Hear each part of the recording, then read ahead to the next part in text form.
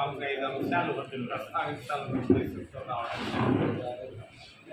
మొదటిది ప్రాథమిక విద్య. ప్రాథమిక పాఠశాలలు. రాజీవ్ గాంధీ ప్రధానమంత్రిగా ఉన్నప్పుడు నూతన విద్యా విధానాన్ని 1987లో తీసుకురావడం జరిగింది.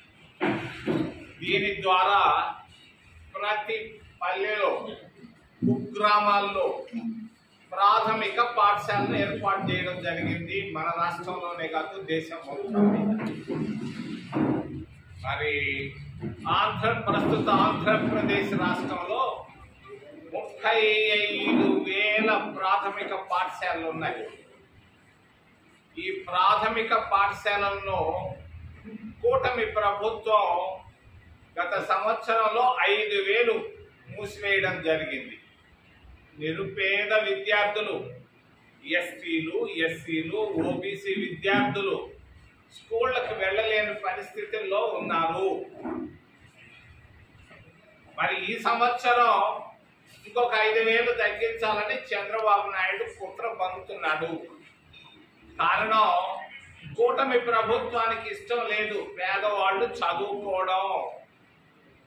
మరి రాబోయేటువంటి 4 సంవత్సరాల్లో 35,000 ప్రాథమిక పాఠశాలలను 10,000కు తగ్గించాలన్న కుట్రతో కూటమి ప్రభుత్వం ముందుకెళ్తా ఉంది. దీనిని నేను ఖండిస్తున్నాను. కాంగ్రెస్ పార్టీ తరఫున తప్పిది. ప్రాథమిక పాఠశాలలో తీసుకొని వచ్చింది కాంగ్రెస్ పార్టీ, అందరికీ విద్య అనే నినాదంతో. దాన్ని నువ్వు ఆపేసి నువ్వు దాదాపుగా 5,000 ఆపావు, ఇంకొక 5,000 ఈ సంవత్సరం ఆపిపోతున్నావు. దీన్ని నేను ఖండిస్తున్నాను చంద్రబాబు నాయుడు ప్రభుత్వాన్ని. రెండవది, తల్లికి వందనం స్కాలర్షిప్లు. ఇందిరాగాంధీ ప్రధానమంత్రిగా ఉన్నప్పుడు నేను వెళ్ళాను విద్యార్థిగా, క్యూలో నిలబడి.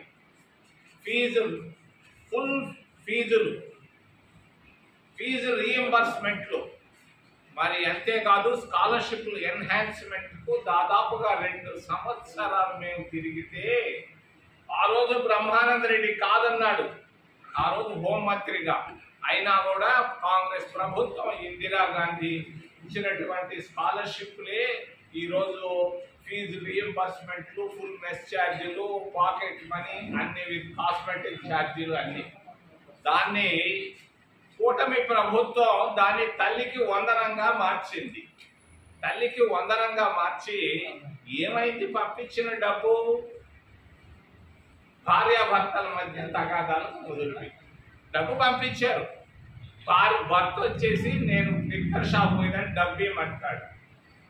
మరి ఆ డబ్బు తల్లి ఇవ్వకపోతే కొట్టి తిట్టి డబ్బులు తీసుకొని లిక్కర్ షాపుల్లో పోయి లిక్కర్ తాగినటువంటి పరిస్థితులు ఎన్నో ఉన్నాయి ఈరోజు. మరి ముఖ్యంగా గ్రామాల్లో తల్లికి వందనం వల్ల బిడ్డల చదువు పోవడమే కాదు, కుటుంబంలో తల్లిదండ్రుల మధ్యలో కూడా తగాదాలు సృష్టించింది. తల్లికి వందనం వద్దు, నువ్వు తప్పకుండా విద్యార్థులకు స్కాలర్షిప్లను, ఆ డబ్బును నేరుగా విద్యా సంస్థలకు పంపించు. కాంగ్రెస్ ప్రభుత్వ విధానం అది. నేను కూడా విద్యార్థిగా ఉన్నప్పుడు 6వ తరగతిలో 18 రూపాయల 69 పైసలు మొట్టమొదటి స్కాలర్షిప్ నేను తీసుకున్నాను. ఆ విధంగా స్కాలర్షిప్ను విద్యా సంస్థలకు పంపించి బిడ్డల చదువు కొరకు ఉపయోగపెడితే బాగుంటుందని చంద్రబాబు నాయుడు గారికి తెలియజేస్తూ, మూడవ విషయం ఉపాధి హామీ పథకం. అసలు ఉపాధి హామీ పథకం ఎక్కడ మొదలైంది? కమ్యూనిస్టుల గుండెల్లో మొదలైంది. యూపీఏ ప్రభుత్వంలో నేనున్నాను ఆ రోజు. కామ్రేడ్ సుర్జీత్ గారి ఇంటిలో మొదలైంది. 18 మూర్తి లేన్లో కాంగ్రెస్ ప్రభుత్వం, సోనియా గాంధీ దీనికి ఒప్పుకున్నది, ఉపాధి హామీ పథకాన్ని. ఈ ఉపాధి హామీ పథకం వల్ల పేదవాళ్ళు ప్రతిరోజు భోజనం తినగలుగుతున్నారు. బాగా జరుగుతూ వచ్చింది మరి ఉపాధి హామీ పథకం. ఈ రోజు ఉపాధి హామీ పథకం నాశనం చేశారు కూటమి ప్రభుత్వం. ఆయన పేరు నేను చెప్పటం లేదు, ఆ మంత్రి గారి పేరు. కూటమి ప్రభుత్వం ఉపాధి హామీ పథకాన్ని నాశనం చేసి కోటీసులకు సహాయం చేస్తా ఉంది, కూలి వాళ్ళకి పేదవాళ్ళకి తప్పించి. ఏంటి, ఎలా? ఉపాధి హామీ పథకం ద్వారా డబ్బు వస్తూ ఉంది. కాంగ్రెస్ పార్టీ ప్రభుత్వాలు ఉన్నప్పుడు 90% కూలీలకు ఇచ్చేవాళ్ళం వచ్చిన డబ్బుని. ఈరోజు కూటమి ప్రభుత్వం ఏం చేస్తా ఉంది? 90% డబ్బుని మెటీరియల్ కాంపోనెంట్కి ఇచ్చి 10% మాత్రమే కూలీలకు ఇస్తా ఉంది. పూర్తిగా రివర్స్ అయిపోయింది. మరి ఈ పరిస్థితుల్లో పేదవాళ్ల పరిస్థితి ఆందోళనకరంగా ఉంది. గ్రామాల్లో ఉపాధి హామీ పథకాన్ని నాశనం చేస్తున్నారు. మరి అంతేకాదు, దాదాపు 10,000 మంది ఫీల్డ్ అసిస్టెంట్లు పనిచేశారు గత 3 సంవత్సరాలు. ఆ ఫీల్డ్ అసిస్టెంట్లకు గ్రాట్యుటీ ఇవ్వాలి. దాదాపు ₹1,00,000 గ్రాట్యుటీ ఇవ్వకుండా ఆపెట్టింది కూటమి ప్రభుత్వం. అంతేకాదు, 3 నెలలుగా ఫీల్డ్ అసిస్టెంట్లకు కూడా వాళ్ళకి ఇవ్వాల్సినటువంటి జీతాలు భత్యాలు ఆపేసి ఉపాధి హామీ పథకాన్ని నిర్వీర్యం చేయడం జరుగుతూ ఉంది కూటమి ప్రభుత్వంలో. చంద్రబాబు నాయుడు గారికి తెలియజేస్తున్నాను, కాంగ్రెస్ ఆలోచన విధానం మంచిది, ఆ విధానానికి వస్తే పేదవాళ్ళకి నా మేలు జరుగుతుందని తెలియజేస్తున్నాను. 4వ విషయం అమరావతి.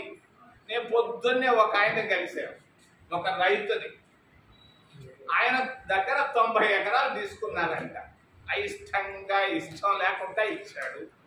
మరి ఆయనకి అదేదో ఆయన చెప్పింది ఏమీ లేదు. రైతులకు ఇచ్చినటువంటి